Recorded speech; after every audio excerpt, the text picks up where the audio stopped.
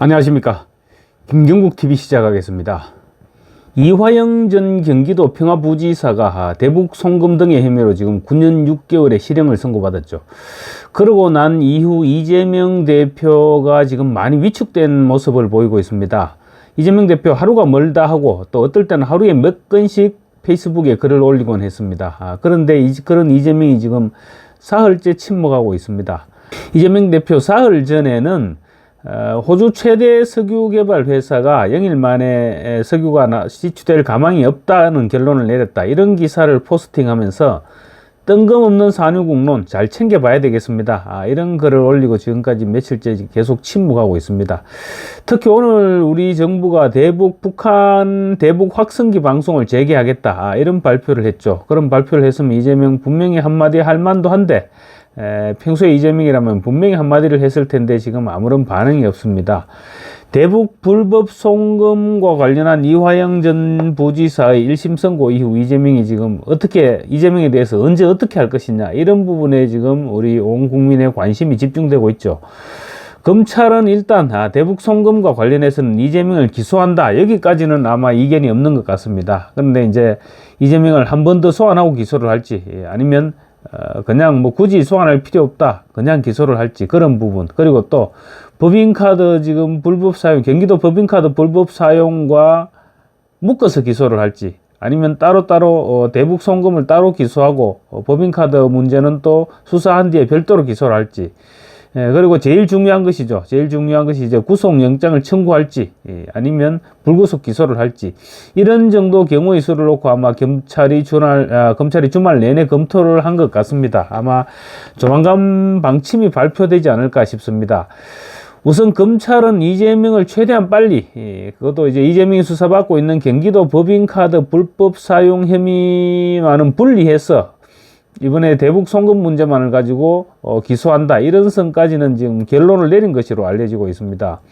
수사 중인 법인카드 불법 사용 부분과 묶어서 기소를 할 경우 아직 기소 시점도 조금 더 늦어질 수 있고, 그리고 또 재판 역시 시간을 끌게 될 가능성이 높은 만큼 대북 송금과 관련한 제3자 뇌물죄 혐의에 대한 쪼개기 기소로 1심 선고 시일을 최대한 앞당기겠다, 이런 작전인 것 같습니다. 한동훈 전 위원장이 지적했듯이 범죄자가 대통령 후보자가 되고 또 대통령이 되려고 하는 그런 사태만큼은 막아야 되고, 그러려면 이제 대선 이전에 어떻게든 대법원의 최종 유죄 판결을 이끌어내야 되겠죠. 무슨 혐의든지 간에. 그래서 지금부터라도 사건들을 합병해서 기소를 해서 시간을 끌 수 있는 명분을 줄 것이 아니고 사건을 분리해서 빨리빨리 선고가 이루어질 수 있도록 그렇게 하겠다는 것입니다. 지난번에는 제1야당 대표라는 점을 고려해서 백현동, 대장동 백현동, 그리고 성남FC 위례 이런 여러 가지 의혹들을 묶어서 범죄 혐의들을 묶어서 한 건으로 기소를 했죠. 묶어서 병합해서 기소를 했는데, 그래서 그러다 보니까 이 재판은 사실은 1심 선고가 지금 몇 년 내에 이루어질 수 있을지, 그 부분조차 장담할 수 없을 정도로 재판이 딜레이 되고 있습니다. 그래서 앞으로는 전략을 바꿔서 이제 끈끈이 기소하는 방향을 적극 검토하기로 했다는 것입니다. 대장동이나 백현동 사건들처럼 여러 혐의들을 묶어서 병합 기소를 하니까 이재명 대표 측의 버티기가 날로 심해지고 있습니다. 그래서 검찰이 앞으로는 혐의별로 기소하겠다, 이렇게 전략을 세우고 있는 것입니다. 불법 대북 송금의 경우 이미 이화영 전 부지사에 대한 조사를 통해서 이화영과 이재명 그리고 김성태의 연관관계, 관련 관계가 모두 드러난 만큼 별도로 기소하면 재판에 속도를 낼 수가 있습니다. 그리고 재판부 역시 같은 사건인 만큼 신진우 부장판사가 그대로 맡게 되면 일사천리로 재판이 진행될 수도 있습니다. 그리고 뿐만 아니라 또 김성태 전 쌍방울그룹 회장에 대한 1심 선고가 지금 내달 12일로 예정되어 있습니다. 그러면 그렇게 되면 이화영에 대한 판결문, 또 김성태에 대한 판결문, 이런 부분들이 이재명의 유죄를 입증하는 결정적인 증거로 작용할 수도 있습니다.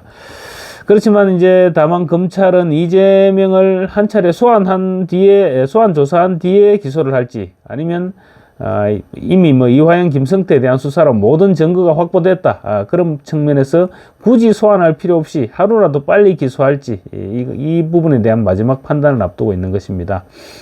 특히 중요한 것은 구속 기소 여부죠. 이원석 검찰총장은 이미 한 차례 구속영장이 법원에서 기각이 됐고 또 체포동의안이 국회로 넘어가더라도 국회 본회의에서 지금 국회의 의석 구도를 볼 때 국회 본회의에서 부결될 것이 거의 확실시 되는데, 그런 상황에서 굳이 검찰에서 구속영장을 신청해서 분란을 일으킨다, 그런 소리를 우리가 들을 필요가 있겠느냐, 이런 생각인 것으로 전해지고 있습니다.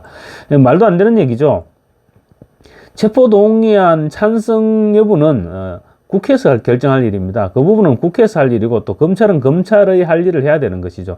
정치적으로 전망한다면, 만약 검찰이 이재명 대표에 대한 구속영장을 청구하고 그리고 체포동의안을 국회에서 부결시켰다, 그렇게 되면 민주당에 대한 국민적인 비난 여론이 들끓게 되겠죠.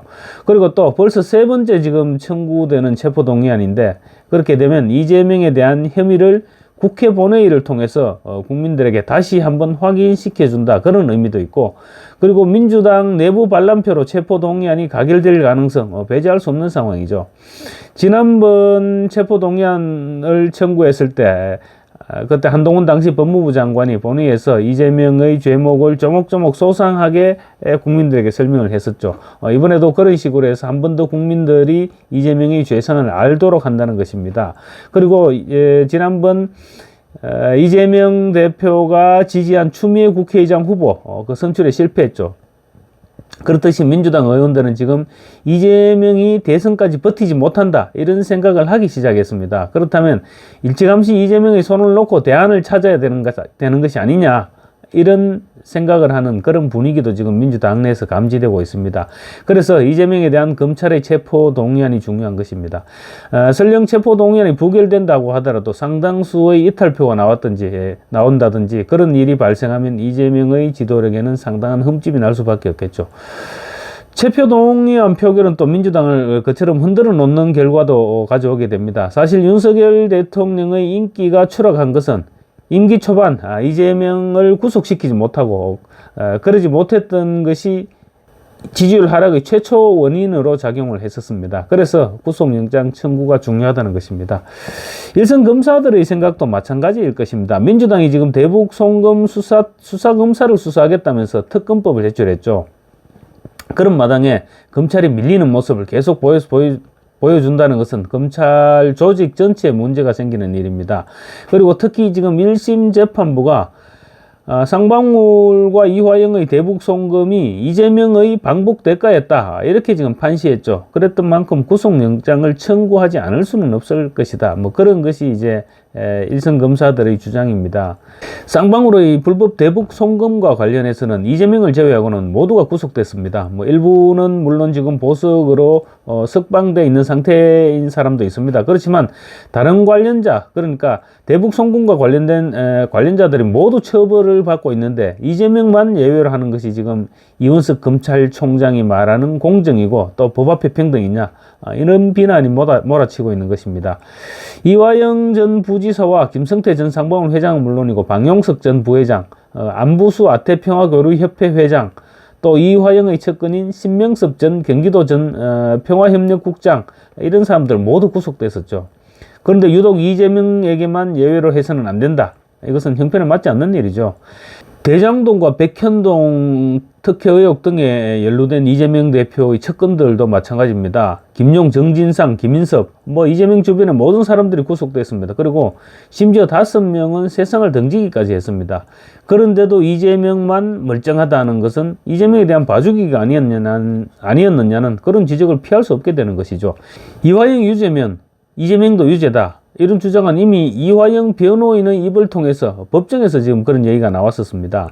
자기들이 봐도 이화영과 이재명은 한 몸이었다, 이런 사실을 지금 알고 있었던 것입니다. 지금 국민들은 이원석 검찰총장에 대해서 온갖 의혹과 시선을 보내고 있습니다. 최근 들어 이원석 총장은 입만 열면 공정한 수사, 법 앞의 평등, 이런 걸 외치면서도 유독 이재명 대표에 대해서만은 약한 모습을 보이고 있다, 그런 원성이 자자합니다. 심지어 사람들은 이원석이 저 양반이 나가서 정치를 하려고 하는 게 아니냐, 그런 의혹까지 생각하고 있습니다. 법 앞에 평등한 것은 김건희 여사 수사에만 적용되는 것이 아니고 이재명의 구속영장 청구에도 똑같이 적용돼야 한다는 것이 바로 국민의 명령인 것입니다. 감사합니다.